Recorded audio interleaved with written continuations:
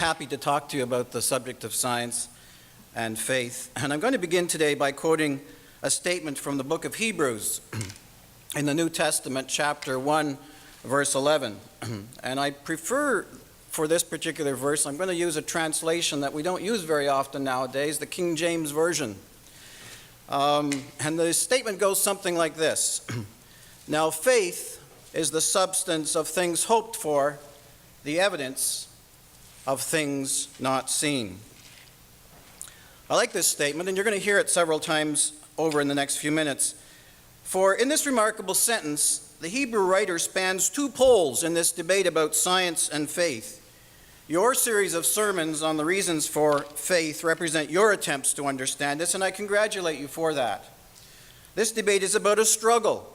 It's a struggle between what we know about science on one hand and what we believe through our faith in Jesus Christ. But as we shall soon see, it's a lot more complicated than that. Perhaps nowhere has the debate been more obvious than in the arguments about creation. In fact, when the subject of science and faith is breached, many people will fast forward to theories about evolution, highlighted in the writings of Charles Darwin and scientists since Mr. Darwin. And while I'm compelled to acknowledge this in front of you, I must apologize to those who thought that they were in for a debate about who created what, when, where, and how. Because instead, I'm going to speak to you as a Christian physician. I will share my beliefs about science as experienced in medicine, and my beliefs about our Christian faith. What is science? It's hard to define. There are many definitions, and let's define science for this morning as what's known to be valid and reliable truths about the world around us, including ourselves as human beings. Science is said to be objective and neutral because you can't argue with what you see, hear, and touch, or what is tangible. For the sophisticated, I acknowledge that this definition is far too simple, as science also includes complex equations, formulas, and biophysiological explanations, some proven and some interpretations of the science that we know. In fact, there's a lot of unproven science, and science cannot explain everything in our universe. Hence, science runs into trouble when it insists on absolutes or evidence as being the only reliable basis for explanations about ourselves. What is faith? And here I stand on shaky ground as I stand in this Anglican church, but I'm going to define it for this morning as our belief and trust in a loving God who seeks our good both in this life and the next through the eternal salvation of his Son, Jesus Christ. We cannot see, hear, or touch faith, and sometimes what we believe and trust seems unreasonable to the purely scientific mind, looking for tangible evidence and proof. However, though we cannot see, hear, and touch faith, we experience it, and we experience its effects in our lives. And like science, faith encourages us to interpret our existence. So are these definitions poles apart? Or perhaps put a little more simply, is science bad for Christians? This question may seem offensive to some and insulting to others, so I'm going to quickly tell you that I think that science is inherently useful in helping us to understand ourselves. It's not a negative for Christians. However, I want to emphasize that the way science is used can make it good or bad to us as Christians. This may give rise to another question. I'm going to ask it. Is the Bible God's scientific manual? Some might believe this. I don't. The Bible gives us tremendous insights to human behavior and God's belief and attitudes about our behavior. We could not have that by simply studying science. But science also expands our understanding in areas about which the Bible is silent. So let me introduce a key message that I'm going to suggest a few times throughout this morning. The Bible and science are complementary. Now, faith is the substance of things hoped for, the evidence of things not seen. In this remarkable sentence, the Hebrew writer combines the essentials of both science and faith. Substance and evidence are ingredients that are basic to science, and things hoped for and things not seen are ingredients basic to our faith and spirituality. And all of these, in this verse and this statement, are linked together under the heading of faith. What substance?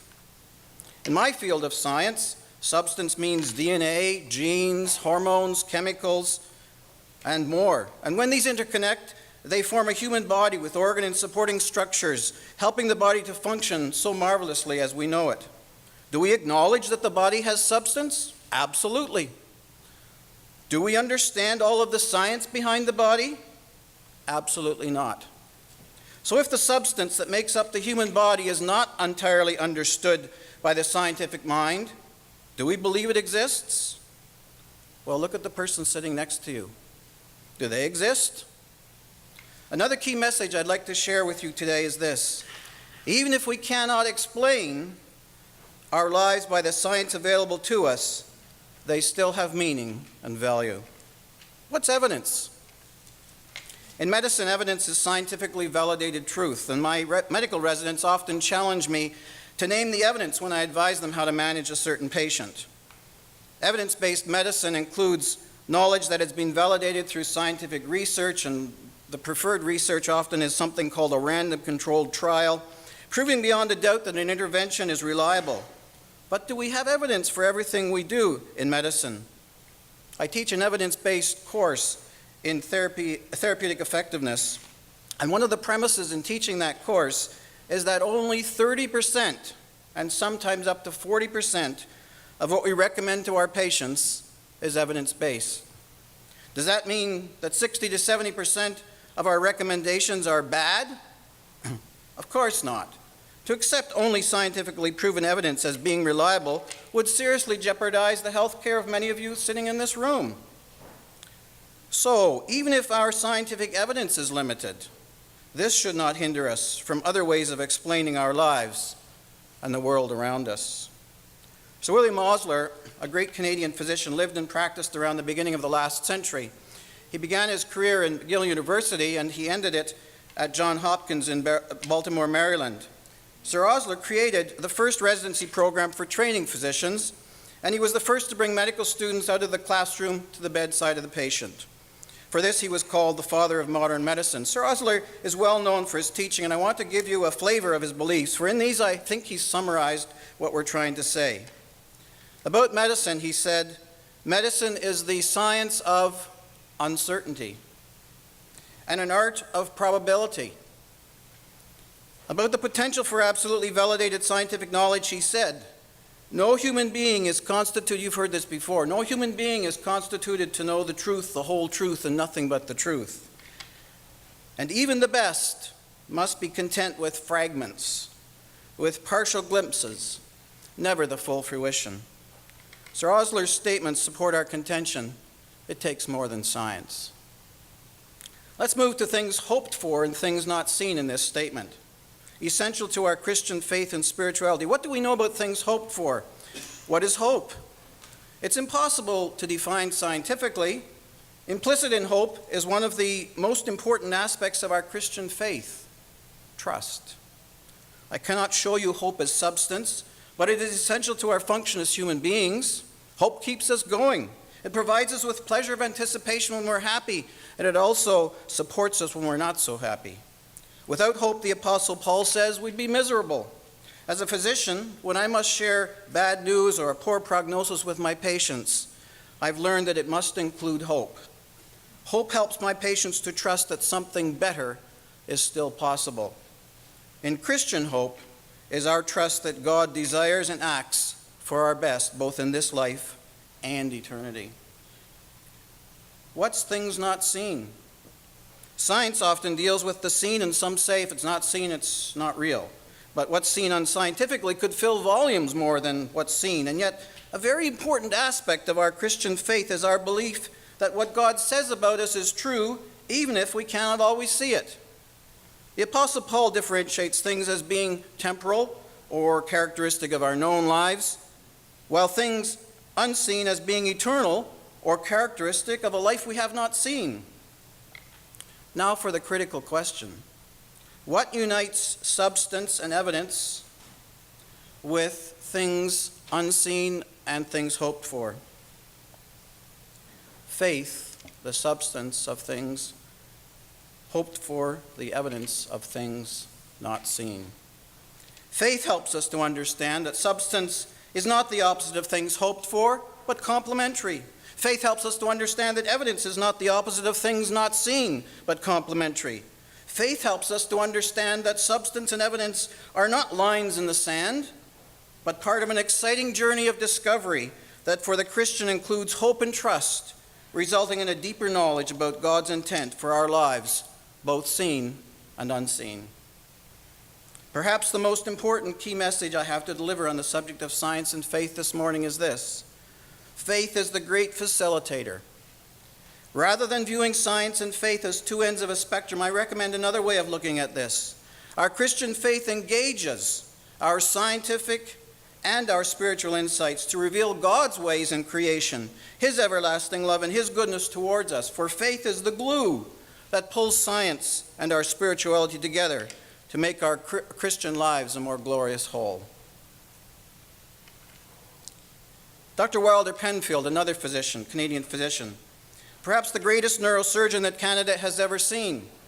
He had more knowledge about the human brain than most of us in this room will ever have, both what's seen during surgery as well as what's unseen in life. He founded the Montreal Neurological Institute, and he was a professor and surgeon at the Royal Victoria and Montreal General Hospitals as well. In his autobiography, No Man Alone, Dr. Penfield echoes our discussion. He says, "I am sure it must have been with others as it was with me.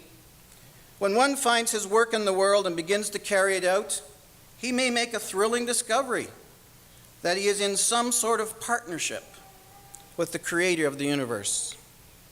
In closing, Dr. Penfield reinforced this when he said, "The scientists among us seek full knowledge of the brain of man. Some seek an understanding of his mind. The clinicians seek wisdom in the field of human behavior, even though it must be based on the half-truth that is ours today. No man alone." One discovers that these words have taken on a deeper meaning. Workers have need of the genius and the criticisms of other workers, of course, but beyond that, they should come in time to read the design and the purposes of the creator of our universe and to seek to know his will. I'm going to end with a little story if I have a few minutes. I recently have been putting some of my medical experiences over the last few years into one-pagers, and I've used them for some of the Muffins and More sessions that Phil referred to. And I created a one-pager for this morning because it's a story that certainly I remember in my practice. I've had to change the names, so I don't think anybody in this room will know who I'm talking about, but it relates very particularly to our subject. And the story's called Things Hoped For, A Mother's Journey in Faith. I'm going to read it to you, if you don't mind. Susan and Rick were already my patients when they visited with their second pregnancy. They were parents to Emma, who by then was 8 years old. I was a young doctor with a keen desire to do everything right for my patients. I was constantly on the lookout for unwanted outcomes. Susan's antenatal care was uncomplicated and her delivery easy. Well, it seemed easy, except for her baby's crowning head that popped out faster than I had expected. Mom and Dad were thrilled that Emma had a baby brother called Bobby. I was cautiously optimistic as well, noting the baby had been slow to breathe with APGAR scores that could have been better. Later in the nursery, Bobby responded like most newborns, so I went home, content that another family was happy with their new baby. During the next morning's hospital rounds, my optimism fell apart. Something was wrong with Bobby. He was slow to respond to stimulation, not sucking as he should, and his mother was very worried. My immediate reaction was to blame myself, recalling the head that came too quickly and fearing the worst, a resulting intracranial bleed. I explained this to Susan, trying to minimize the alarm in the face of uncertainty. A CT scan of Bobby's head was ordered, and after 3 days, we had the result. To my dismay, I was obliged to explain to Susan and Rick that their baby, the one on whom their hopes had rested since conception and who now had form and substance in their arms, had only half a brain. A form of anencephaly for which we never found a cause.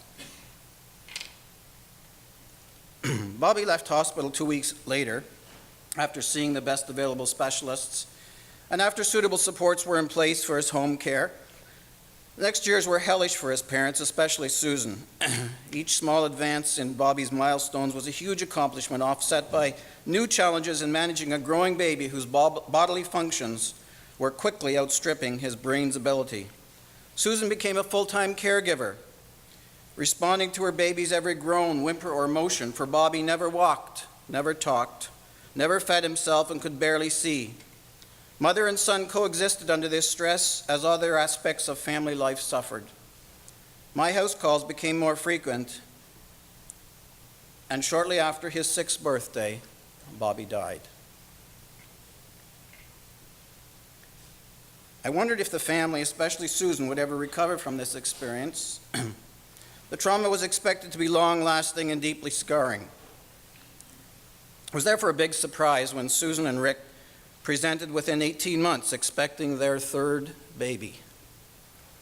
Again, after an uneventful, though more carefully monitored pregnancy, Susan went into labor on a sunny afternoon.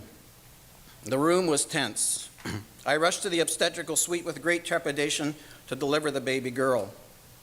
The nurses were overcautious, and the new baby received one of the best and most thorough postpartum examinations I've ever conducted. Convinced that this was a normal, healthy baby, I finished caring for Susan while a nurse placed the baby in her arms. I will never forget what followed. Turning to Susan, I asked if she and Rick had a name for their baby. Her answer was quick. The baby's name was Faith. Innocently, and probably with too little thought, I asked why they had chosen that name.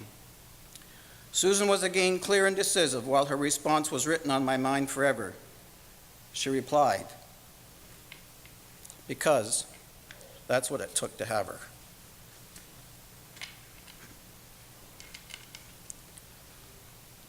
Faith, the substance of things hoped for, the evidence of things not seen.